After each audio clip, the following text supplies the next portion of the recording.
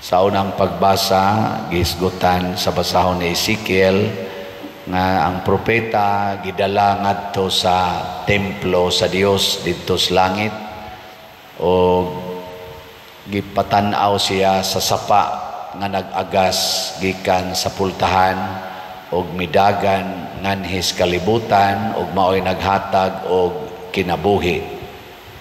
Og kining tanang tanom nga connected aning maong sapa magsigi kunog pamunga, dili mahutdan sa pagpamunga o dili malaya ang ilang mga dahon. Ang bunga laming kanon niya, ang dahon sa niya tambal. Pag-abot na sa atong ikaduhang pagbasa, niingon si San Pablo, kamo mao ang templo sa Dios. Niya sa atong ebanghelyo, si Kristo naghisgot, gub-a kining maong templo ug ako ning tukuron sa ikatulo ka adlaw. Ug ang iya gyapon gipasabot matud pa sa atong kanini ang ebanghelyo karon, ang gipasabot niya mao gyud ang iyang lawas. Gilingay mong tupad ing na templo pakas Ginoo na kayo sahay ra ba dali kay tang mahimong templo sa demonyo. Kanus ama na mahitabo kon matud pa ni Kristo ato nang himuong merkado ang atong templo. Og unsa man ang merkado nga yang gipasabot kanang sigig pangwarta, siging pamaligya, siging negosyo para aning atong lawas nga lumalabay. Mabita na kung gamito na nato ang atong lawas sa pagpakasala aron lang ta makakwarta, mahimog yung hugaw ang lawas.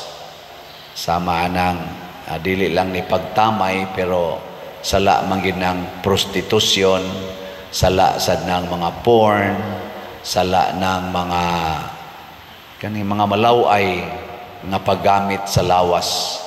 O naay pipila sa ato mga igsuon nga nalipat gigamit ang ilang lawas aron makakwarta.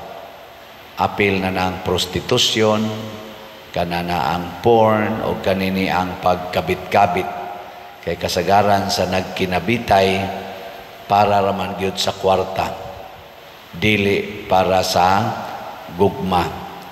Apil na sana kanang pagpuyo-puyo nganong dili man magpakasal kay wapay kwarta. Sa ato pa ang sentro sa ilang desisyon mao ang kwarta.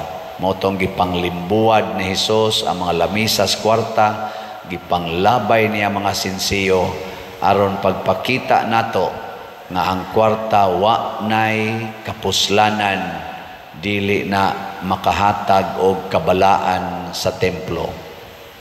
Kita ra ba dinhi sige tagbaligya slat unsa man ni pangwarta ni o paglimpyo sa templo. Wa mo kibaw. Kanus aman ang kwarta magamit sa paglimpyo sa templo. Si Kristo mi welcome sa kadtong mga arang-arang pagkabutang or mga dato nga nagsunod niya sama ni Jose sa Arimatea, kadtong mga babae sa Jerusalem, sama nilang Nicodemos, ni-welcome siya o giunsa man paggamit nila ang kwarta, sama nilang Sakios o kadtong mga kobrador sa buhis, gigamit nila ang kwarta nga nagsunod na sa misyon ni Kristo. O unsa may misyon ni Kristo mga igsoon, aron tabangan ang mga labing ubos.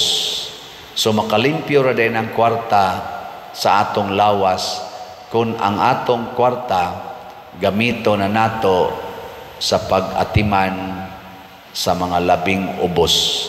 Kanang mga taong way kwarta, gitawag na nato sila the least, the last, and the lost. Sige, laing lingi sa imong tupad ing na tagay niya kog kwarta. Ana nya mangutana din na siya unsa man ka labing ubos ka. Ing kahaw na man sa koy kwarta. Dili na maayong pagkagamit sa kwarta. Mao bitaw ang atong iampo ang atong mga leaders sa atong nasod ug sa atong simbahan, leaders sa tibuok kalibutan. Mayo unta gyud no sila mahigugma gyud sa ilang mga taong giatiman. Kita ba labi na ako isipari mahigugma gyud unta ako sa mga tao dili sa kwarta nga mosulod sa akong kamot. Karon dinhi sa atong nasod daghan kaayo ang nag-away natong mga political leaders apil na sa dinhi sa simbahan nga ang isyu ra gyud bahis kwarta niya naiuban mo buhat o kaning pangsuborno kaning gitawag nato bribery sa mas gibuhat sa mga high priest ngadto ni Judas ilang gitagaag kwarta si Judas aron mubudhi ni Jesus. Niya say daghan sa atong mga leaders sa atong nasod karon og sa simbahan nga tungod sa kwarta mibudhi sa lawas ni Jesus, the church, ang katawhan. Imbis unta to atimanon ang katawhan, ang giatiman ang ilan ng mga lawas. Mao nang subo kay palandungon nga daghan sa ato mga kaigsuonan karon nga wa nay hapit gikaon, wa nay hapit pinuy-anan, labi na gid katong naagian aning mga bagyo.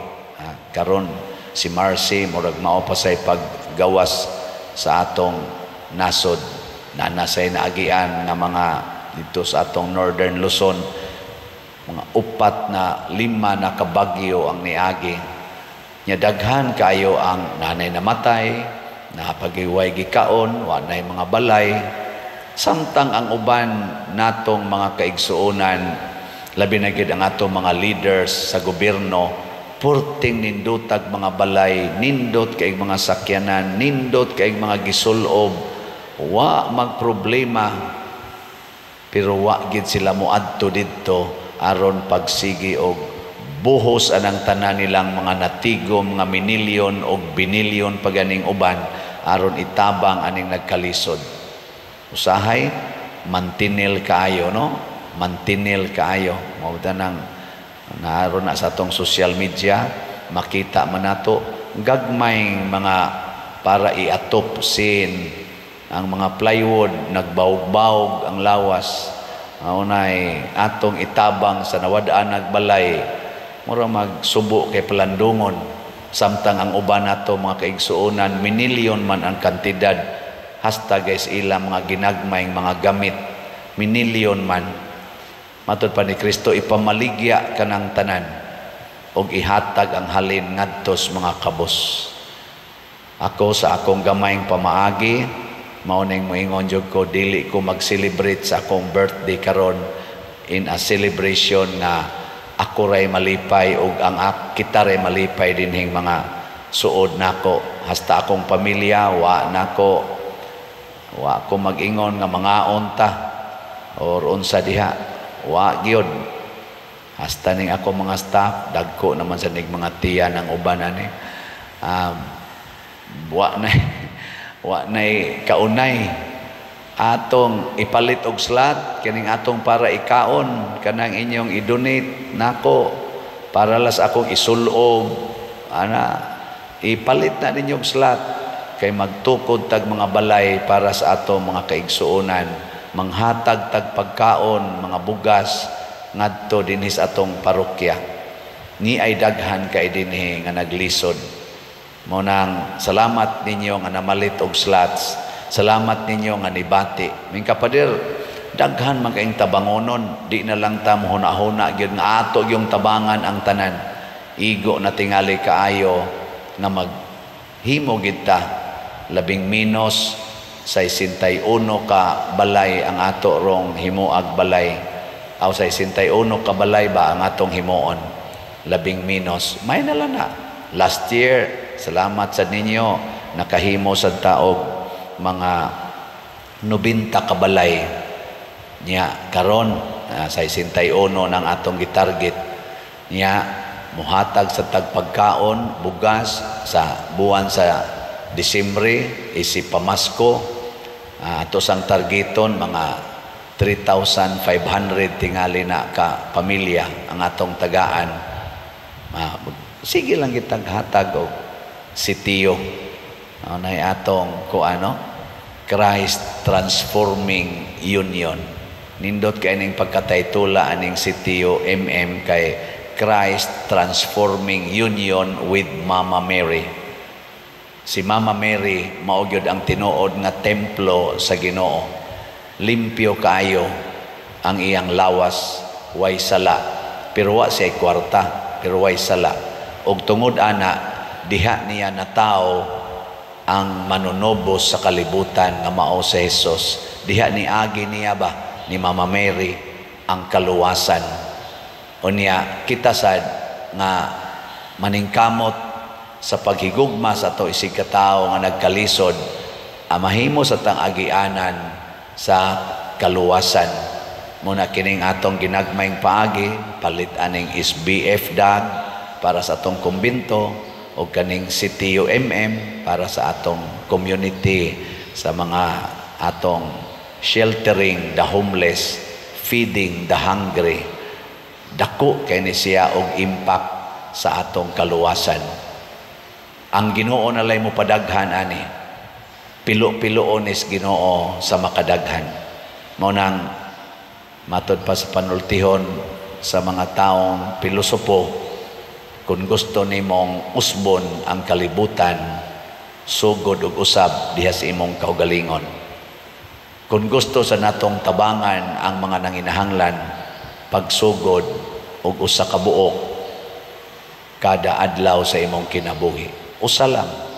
Ayaw na pagsigig pangita anang thousands, ana minilyon, himo tag milyon kabalay. Ayaw na. Ambisyoso ra kay taana. Ngato lang tingaling himoon, basta mutabang kita kutob sa tong mahimo sa tanan nga nagkinahanglan. Ug mao ni ang tinuod nga paagi aron ang kwarta, aron ang bahandi mahimong mapuslanon sa atong templo.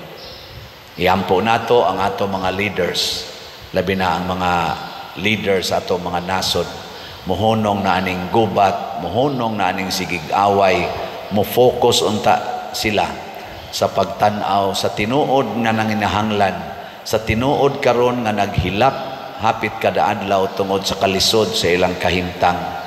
Dili lang magsigig tan-aw aning mga power, authority, honor nga kanunay nabilong sa yawanon nga mga katawhan. Arita sa mga taong giatiman sa Ginoo, ang mga tao nga labing ubos, labing kabos o mga nahikalimtan sa atong katilingban.